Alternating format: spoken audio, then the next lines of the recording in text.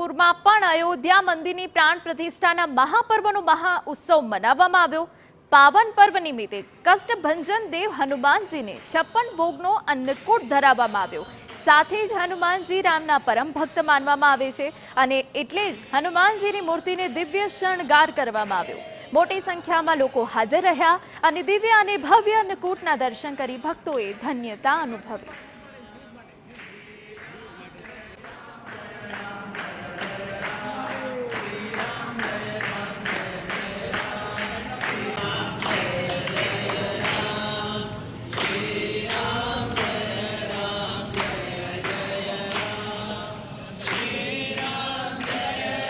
રામ ભગવાનના સૌથી નજીક અને પ્યારામાં પ્યારા કોઈ ભક્ત હોય તો હનુમાન દાદા છે।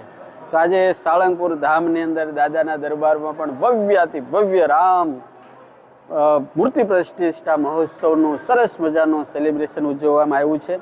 આજે દાદાને અનંત પ્રકારના ભોગ ધરાવવામાં આવ્યા છે, અન્નકૂટ ધરાવવામાં આવ્યો છે અને બહાર બધા હજારો લાખો હરિભક્તો આજે દાદાનો ઉત્સવ એટલે રામ ભગવાનના ઉત્સવની અંદર સામેલ થઈ રહ્યા છે।